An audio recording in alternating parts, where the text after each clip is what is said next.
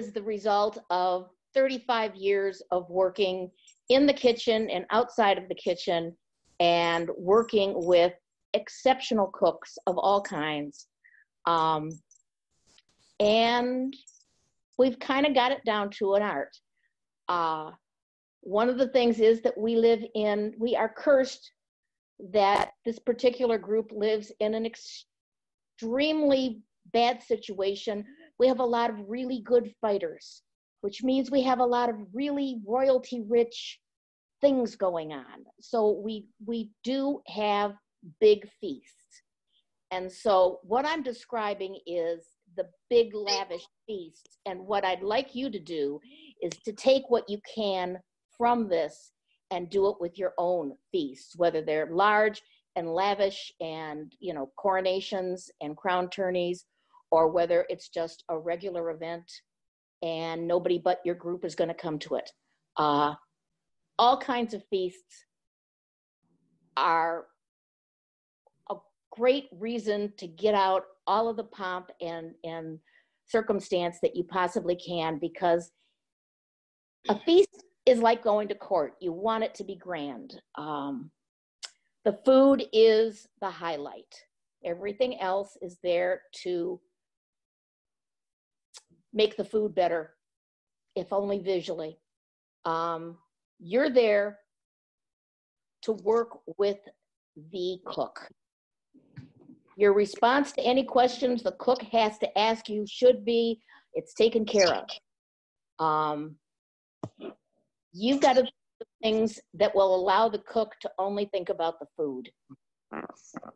If they want it presented a certain way, then that's the way you present it. If they want the hall to look a certain way, then that's the way you do it. You are there to service the cook. You don't do it alone. You have lieutenants. You have lots of lieutenants. You have as many lieutenants as you possibly can think of, and then your best bet is to find people that you know and people that you trust, but you have to include new people as well. So let's get going. The first thing you're going to look at is the hall. Okay. You've got everything from gyms to beautiful paneled rooms with lovely chandeliers hanging. There's a site out in Grey Gargoyles, which is in Chicago. It's the University of Chicago, isn't it? Yeah, I think that's where Grey Gargoyles is out of, and it's very Oxford looking, and it's just, their feast hall is scrumptious. You don't have to do anything. You don't want to do anything. It's just beautiful. And then you've got the gyms, and you know, your job is to make that gym look good. And the first thing you do is lower the lights. Yeah, and pray that they'll let you use candles. So the walls, banners and fabric. These are your best bets. There was a time when we did a lot of taking sheets and painting them to make them look like brick walls or stone walls. Sometimes it works, sometimes it doesn't. You're better off actually painting a tapestry look if you're going to do that and make something like that. You want to encourage everybody to bring banners and have stuff that they can use to hang the banners. Find out what you can do on the walls of the venue. If it's paneled, don't bother. You know, the wood is fine just the way it is. But if it's if there's a place where you can use double stick tape or something like that, by all means use it. But check with the site. What? Check with the site. Yeah. That all depends on the site. Get tablecloths, whatever you can do. Just about everybody has a serger, and if all you end up doing is buying muslin and cutting it in 10-foot lengths or longer and serging the edges, that's a good tablecloth.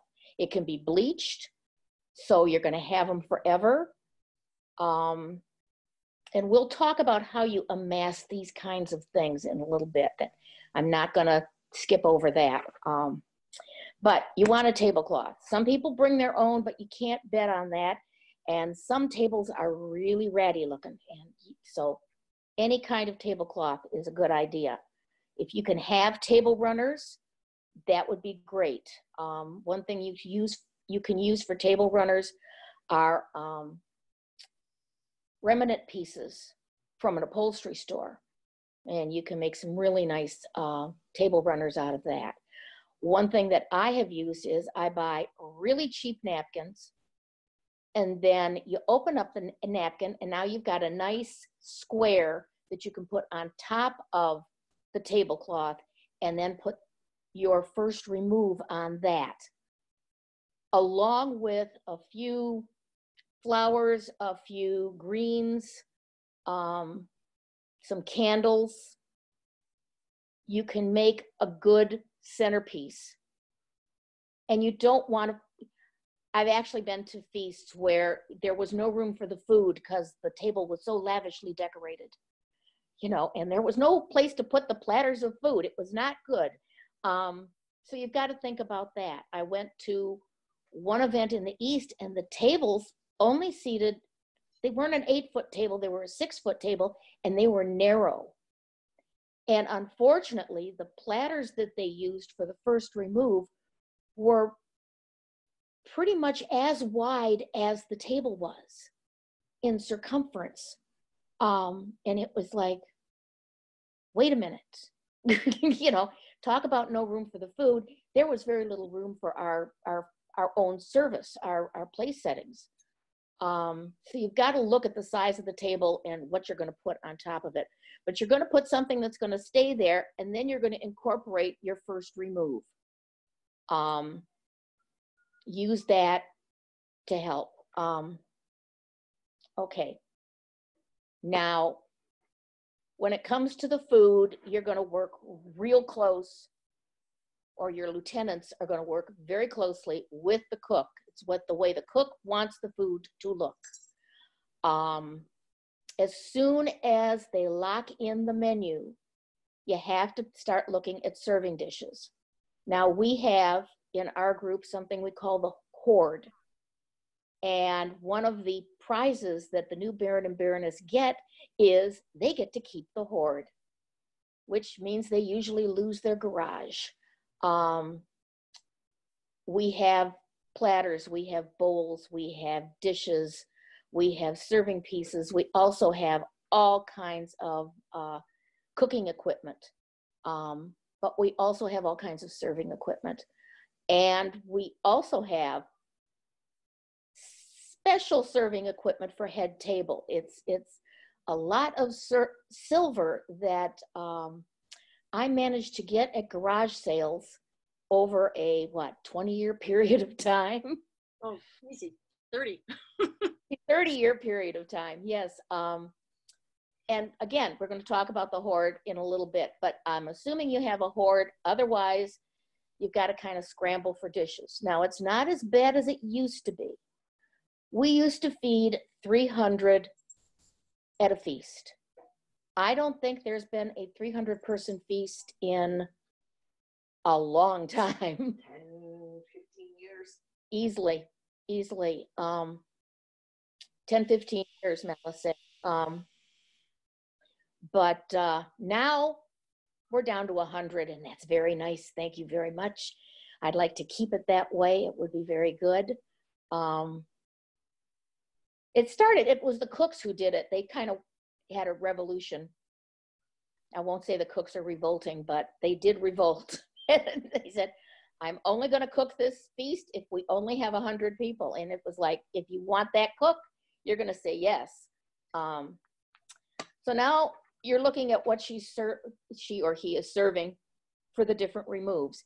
And you start looking at your dishes and saying, okay, we're going to put that in this dish. And you start looking at what you can consolidate. Can you have the three different vegetables on one plate? Can you put the chicken on a bed of rice? you know, again, you have to think about your vegetarians, you have to think about your vegans. Although I had a mistress that I was apprenticed to that basically said if they were vegetarians, they wouldn't be at a feast.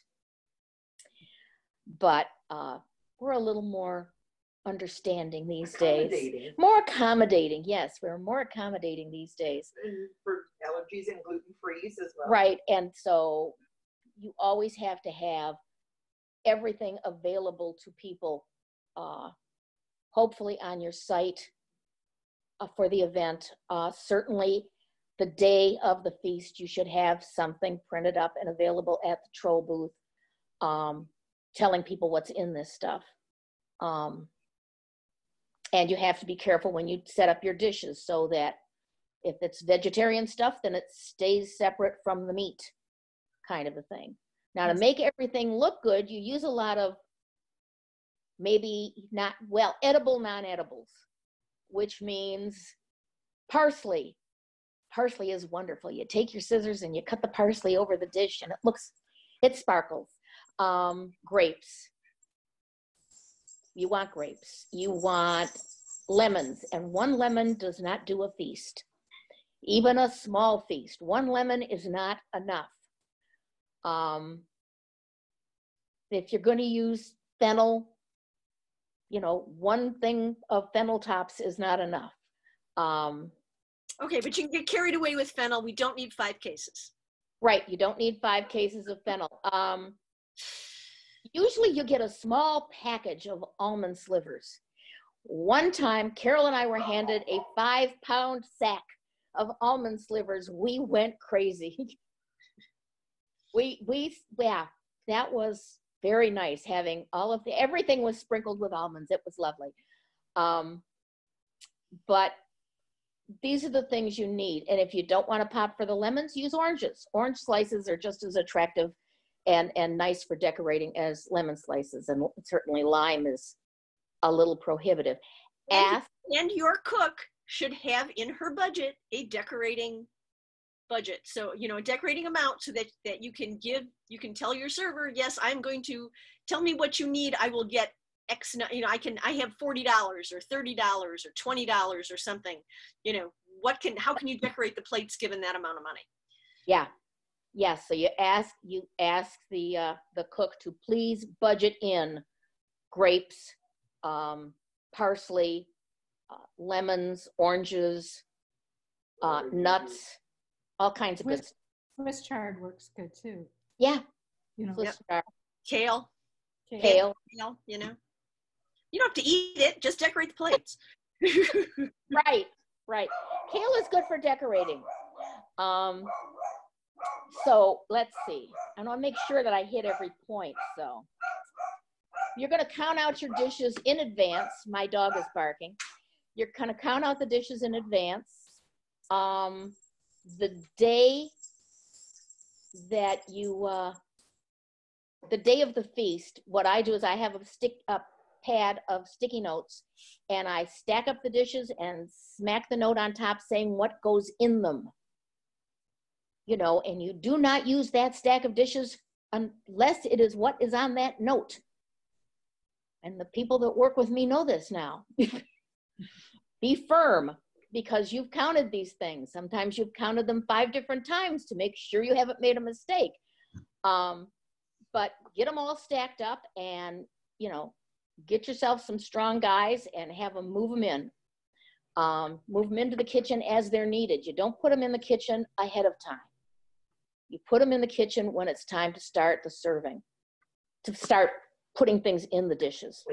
Plating. Thank you. Okay. Okay, so I said combine the food. If you can, and if you have them, serving pieces are wonderful. I love having serving pieces, but I will tell you this, you've got to know they're going to get lost. You've got to know they're going to get moved around. Some people understandably want to use their own spoons and forks to get something from the platter onto their own plate, and that's understandable, but it's very nice, particularly for head table, to have serving pieces. So, and again, when we talk about the hoard, we'll talk about that. Okay.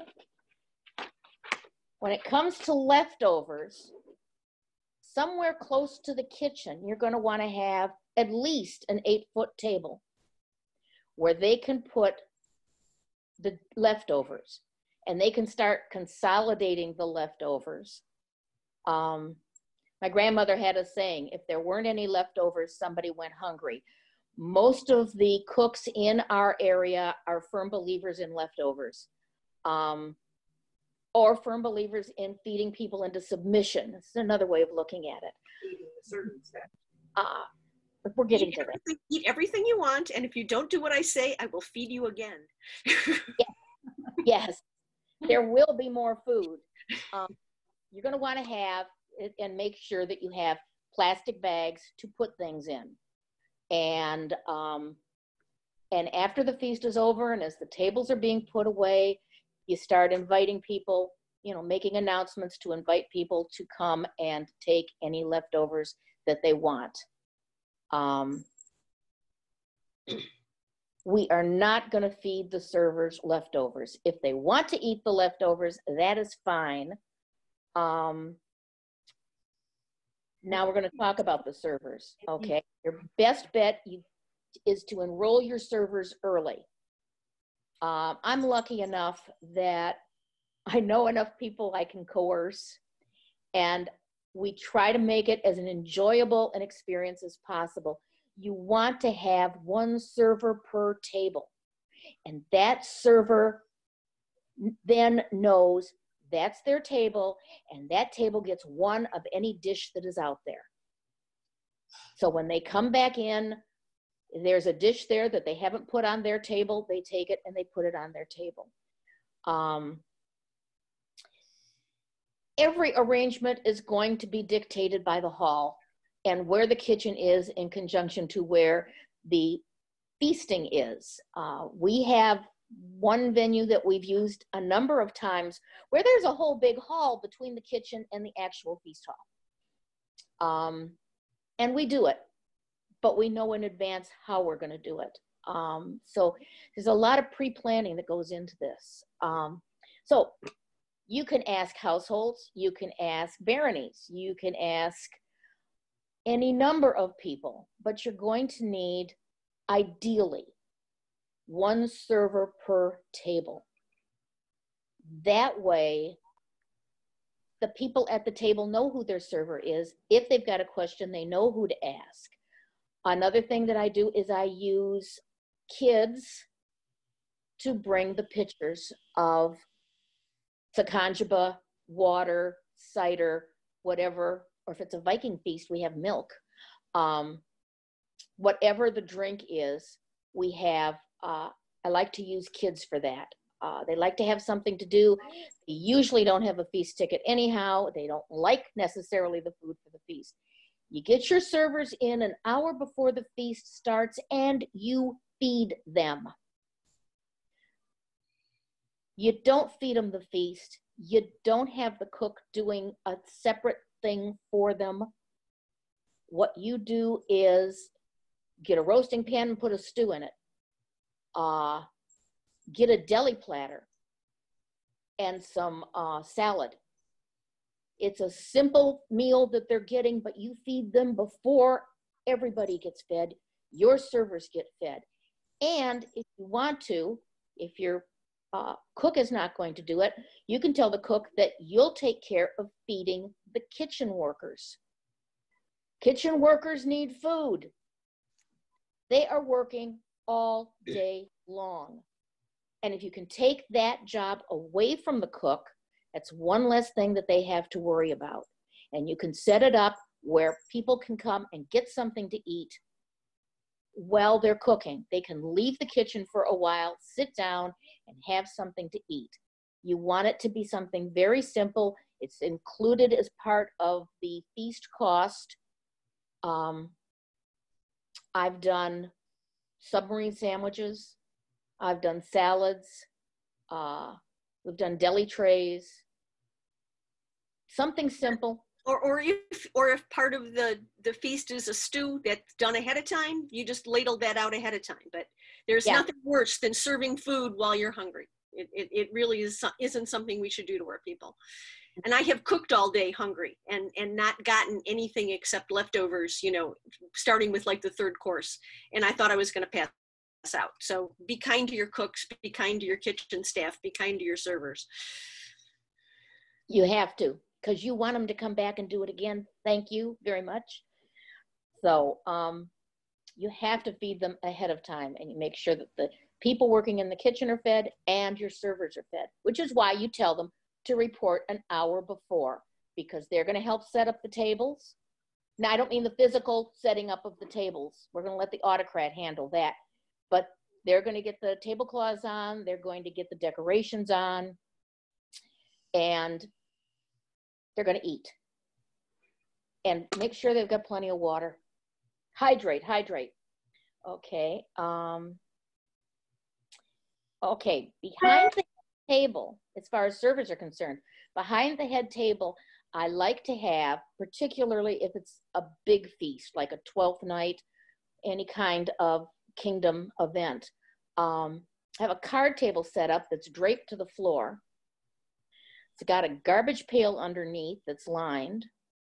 And this is a great job for a teen to do.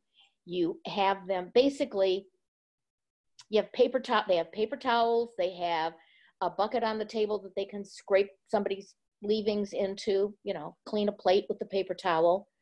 They have pitchers with drinks in it, and they're there to serve head table, to say to people, would you like anything more? They have, when a next remove comes, they take the dishes of the previous remove off the table, but they take it to the card table that's behind head table. And that way, if the king decided he really liked that pudding, then whoever it is that's doing it can take their dish and give them some of the pudding, some more of the pudding if there's any left. Basically, you set up the table to take care of emergencies. You might have wet ones or something like that, or just wet washcloths. You know, fill up a bowl filled with wet washcloths that are rolled up, so that if they want to wipe their hands, they can have something to wipe their hands on. This is a little nicety that works very, very well. And every time we've done it, the people at head table have been very appreciative of it. Okay, we have that. Drinks, finger bowls, space for platters. A big card table usually does it. Okay. And you also have dedicated servers for head table. It's really nice if you can get peers to do this in their finest regalia, because peers did serve the king and queen. If you're having the king and queen and you are a barony, you might want to mention to the baron and baroness that it was usually their responsibility to serve the king and queen. Now, sometimes they're sitting at head table, but they leave to get the next remove and to bring the platters forward. We've done it that way. Or there was a time when all of my servers were peers. It was just a fun thing that we wanted to do. But you want the servers for head table to be particularly spiffy. Some groups even have tabards for the servers to wear with their group devices emblazoned on them. You want to make it special. So the other thing that's nice about the tabards is that if your servers are wearing something nice, they don't want to spill anything on them. So that's another thing you might want to think of. Which brings us to cleanup. The cooks should not have their hands in the dishwater ever. Of course, this is utopia. Sometimes it happens. If the cook has to be in the kitchen while final cleanup is taking place, it's only to say, put that there, and that goes in that box. And my cooks are sitting there going, yeah, right. We try. We try very hard to have people that are willing to do it.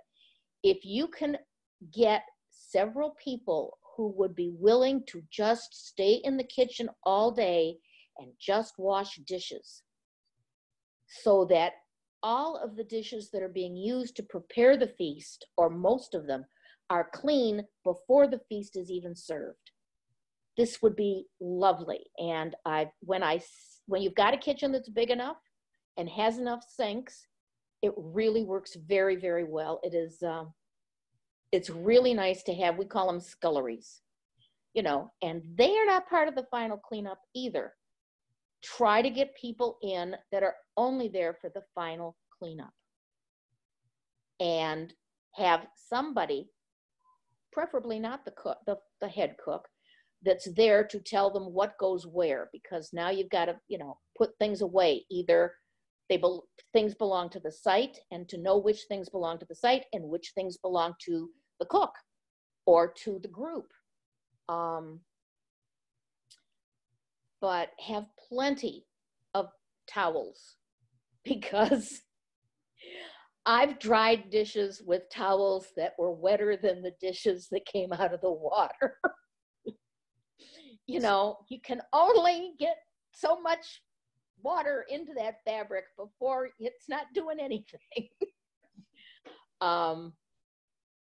So you also, the very minimum you can do for your guests is to have a plastic bag for them to put their dishes in. The best you can do, and again, it depends on the site, is to have an actual sink that is dedicated for the populace to go to clean their dishes. Sublime to the ridiculous. I've seen it where there are big buckets of sudsy water and rinse water out on a table for people to at least kind of clean up their dishes before they put them away. If nothing else, and even if you've got places where people can clean their dishes, have the plastic bags for them.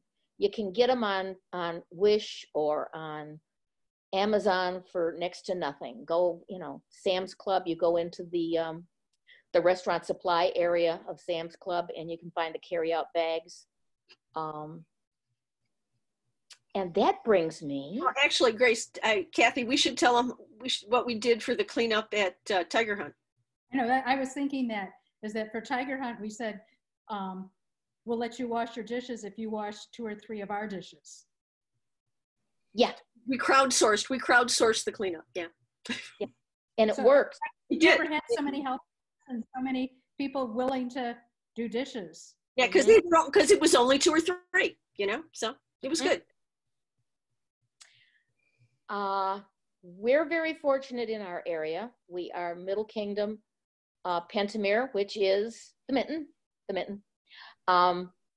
And our area is the greater metropolitan Detroit area, the lower part of the mitten.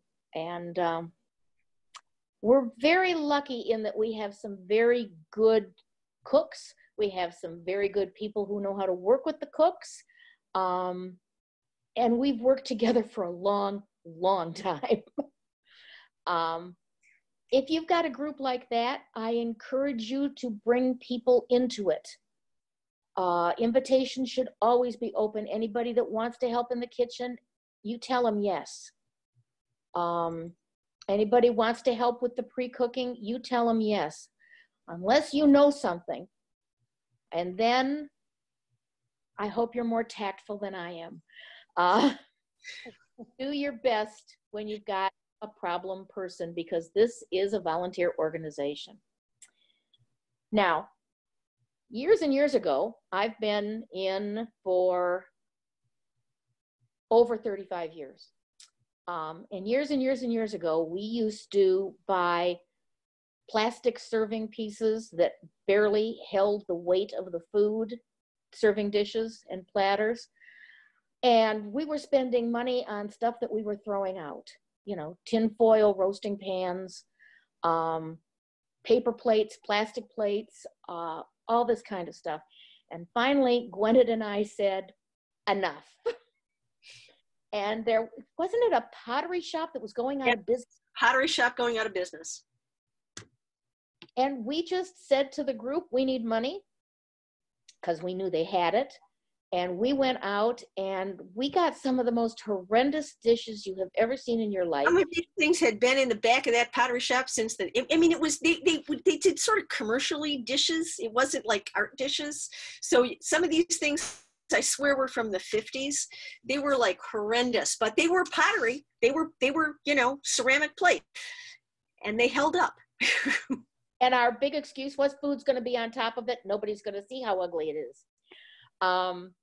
Yeah, we bought 75 plates, as I recall, that first time. Yep. For a piece or 50 cents or something. Something like that. And we were feeding 300 people at a time. Yeah. Over the years, we accumulated more and more stuff. What you have to have, these don't even have to be people that are in the kitchen or people that are involved in the feast. There are, I think the SCA attracts people who like to shop.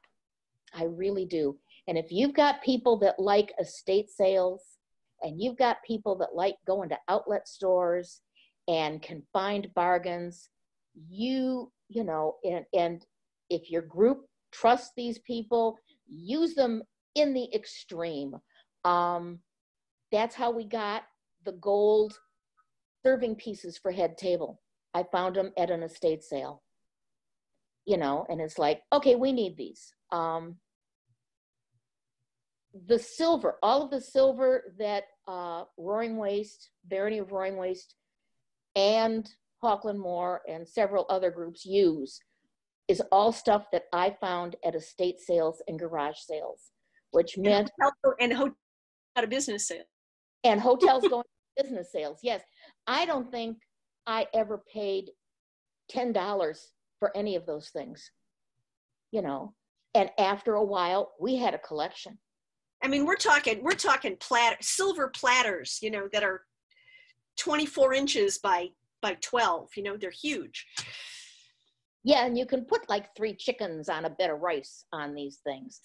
And they're silver. I mean, real silver.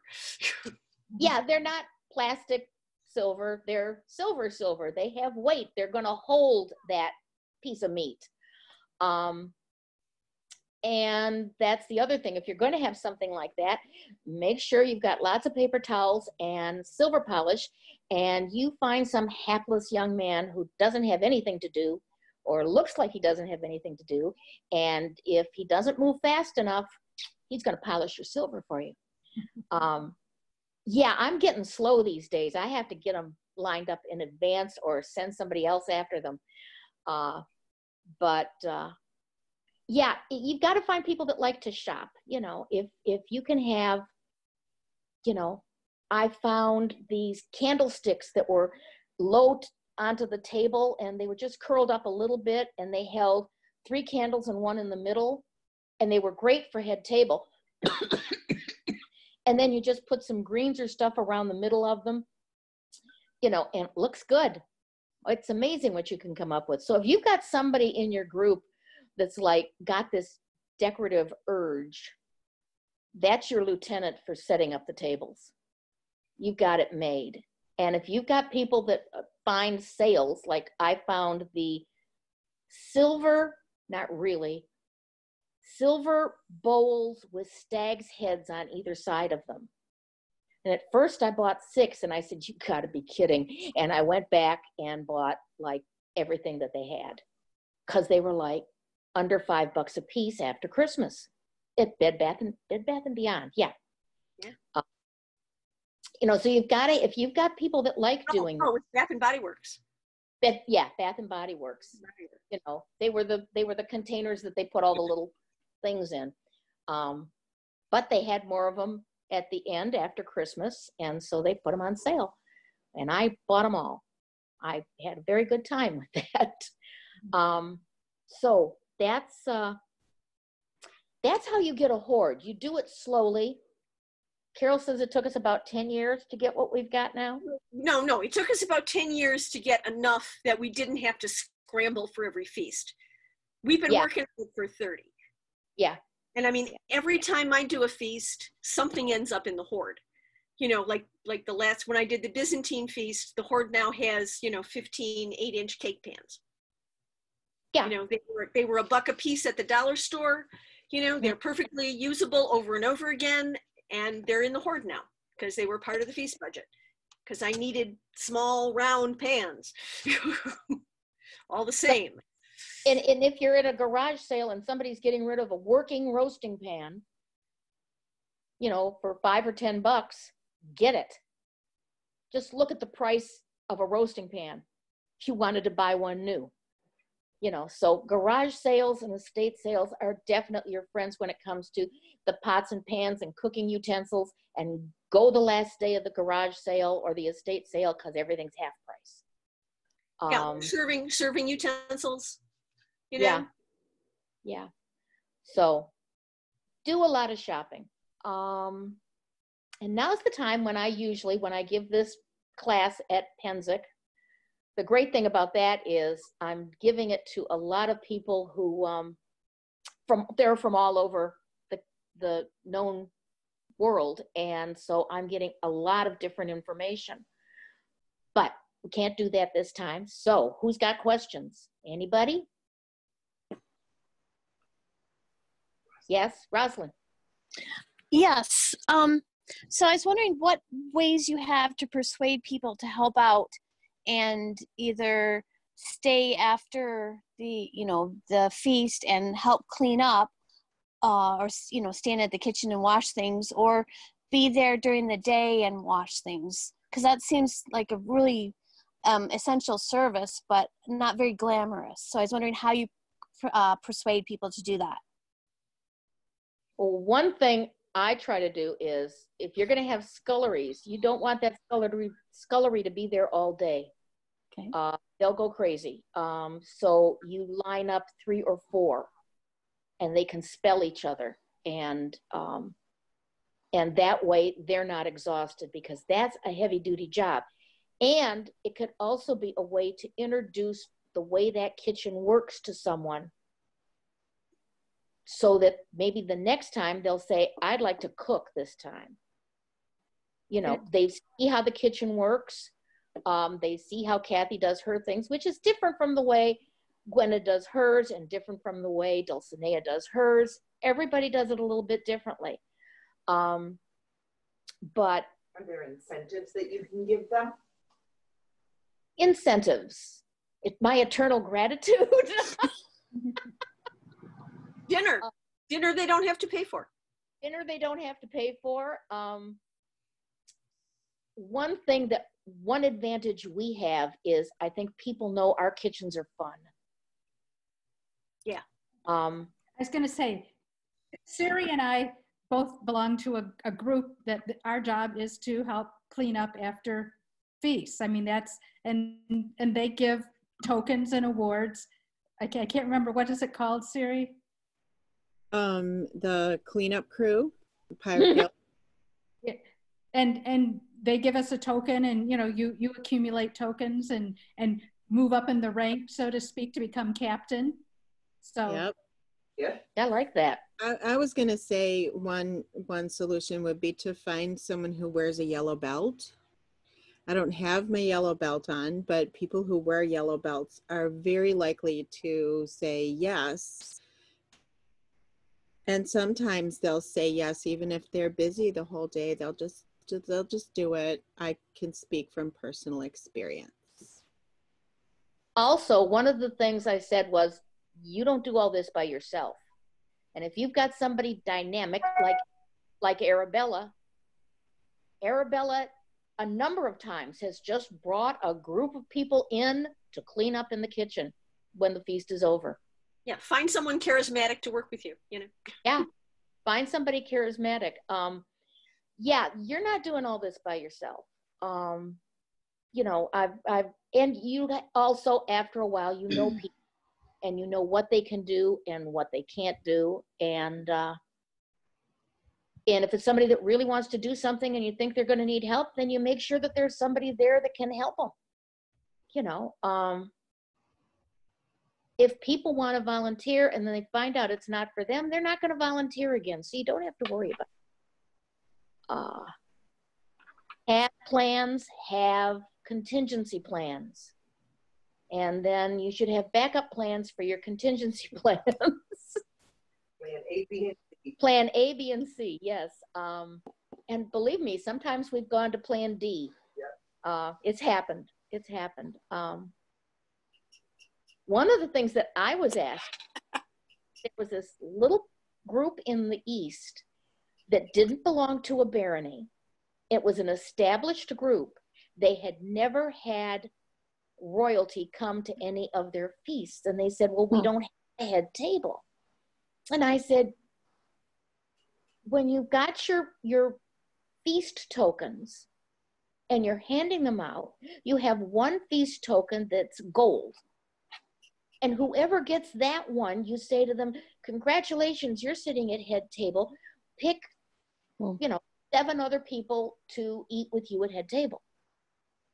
You're going to be hosting this particular feast. There's different ways that you can, surprise somebody or the winner of the tournament. And you work that in, because sometimes the winner of the tournament doesn't have a feast ticket.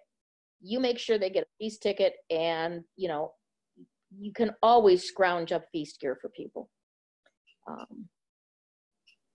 I usually bring enough for 3 people, and I only come by myself. So, but that's one thing you can do if you're in a group that doesn't have royalty visit and doesn't have a baron and baroness. So there's nobody to sit at head table. Create somebody. Make it the tournament prize, or better yet, the archery prize. Or the arts prize. Or the arts prize, yes. Or if you have all 3, there's your head table. There's your head table, right. Them and the winner and their partner. There's your head table. 3 awards. It's a head table of 6. Works for me. That's even better than a head table of 8. Because, big head tables will drive you crazy. Well, they just will. And then the king, you also have to budget all of this in, and this is where you work with the cook as far as financial considerations are. If you end up, is that the cat? Yes. Okay. One. Financial considerations come in, and sometimes you have to have comp meals for whatever reason, because the king really wants his brother up there at head table and his brother is broke.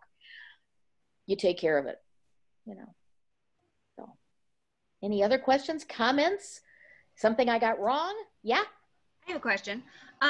Just, I guess, more towards before the feast happens, kind of the bidding process. I know kind of how that works with regular events, but like with a feastocrat, is it similar? You put like a bid in, or is this something like voluntold? And how does the system work out to where you figure out who is working in the kitchen and who is cooking and stuff like that from the very beginning when you find out there's going to be a feast? Every group does it differently. Some do it very similarly. Like in our area, we were all kind of taught out of Northwoods. And we all do it basically that way. Well, I think some of it is, if whoever is the event steward or the autocrat, they choose most of the time they choose who they want to work with for their feast.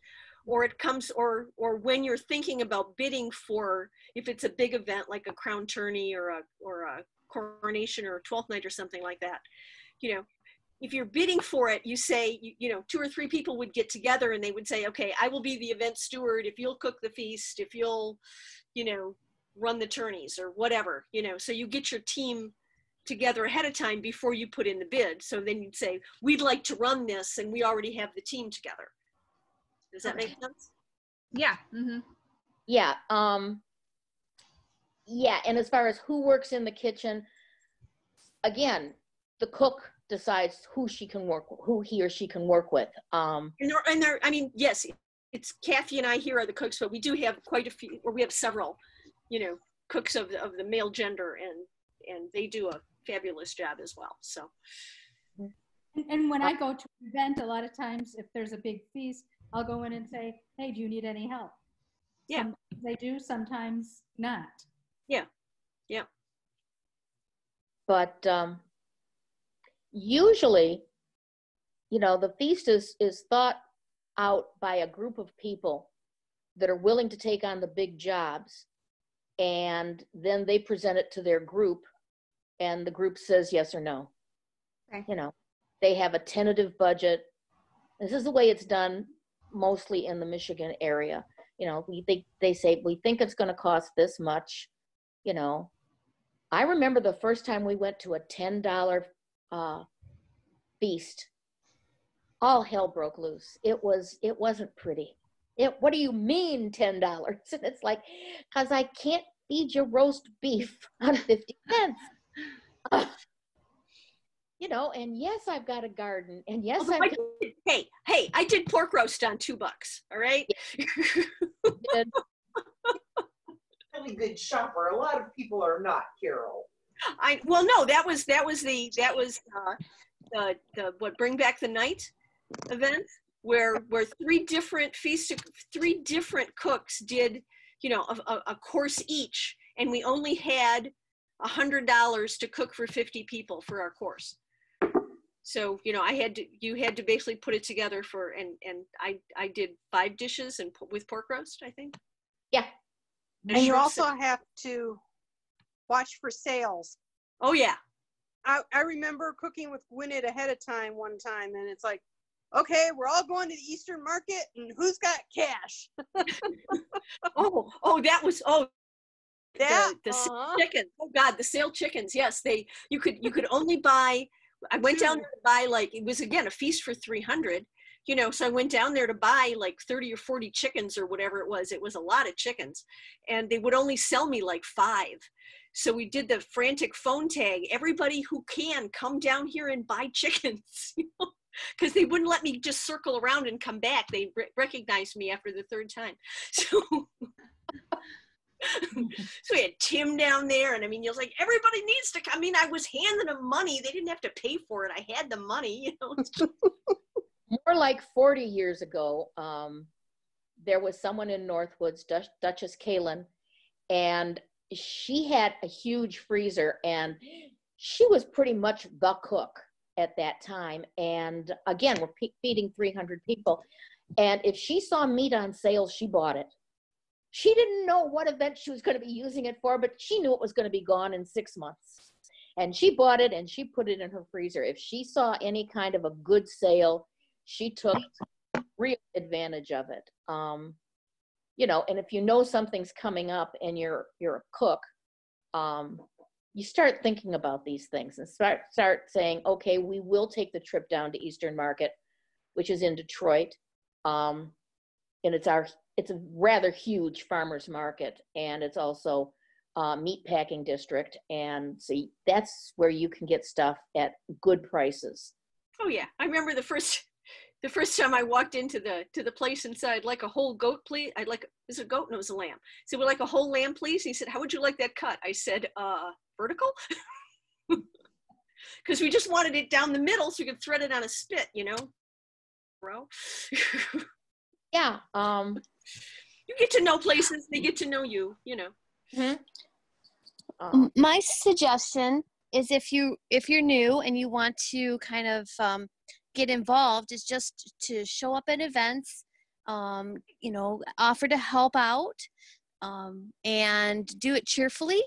And I think people will get to know you then, and then they'll start asking you to do things.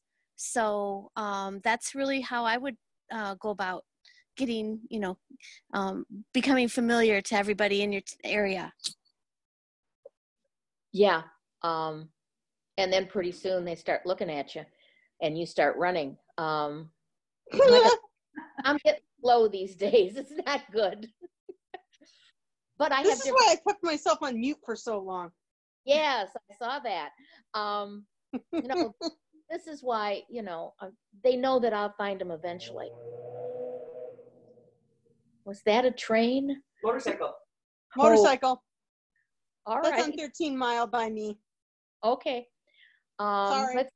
What else did people ask me? I'm trying to think. Thinking is not my long suit right now. Yeah, definitely volunteer. I mean, be the joke that, what did you say to the last person in the washing dishes in the kitchen was "Good night, Your Majesty." You know, I mean. And it still happens, believe it or not. I mean, so you know, basically volunteering. I mean, you know, walk in and say, "Can I help?" Yeah. Or at a meeting, you know, ahead of time, say, "Can I help?" Last year I was out in the East, and it was a kingdom event because it was a changeover of Baron and Baroness, and the king actually said, he announced it from the get-go that he was going to be doing cleanup in the kitchen, and there he was in the kitchen. You know, so it still happens. I've seen the winner of Crown Tourney after the Crown Tourney feast, you know, stripping down and up to his elbows in sudsy water. It's called chivalry. And let your people know you're grateful. Let them know. If nothing else, say thank you a lot. If you can, get somebody that does wood burning and find some wooden spoons and hand them out to people, you know, with the event and the date or something like that on it. You know, towels for the servers that they can take. You know, that kind of a thing. Wooden spoons for the kitchen help. Hand cream for the sculleries. There's all kinds of things you can do to show how grateful you are, but let people know that you're grateful and accept all the help that's offered. Even if it's like somebody you don't know, that's how you get to know them. If you're the one that's ahead, volunteer if you're the one that's not known. So what are we doing time-wise, Carol? It's at about 55 minutes right now, so you could go another 5 if you wanted. Yeah, my email will be on the information.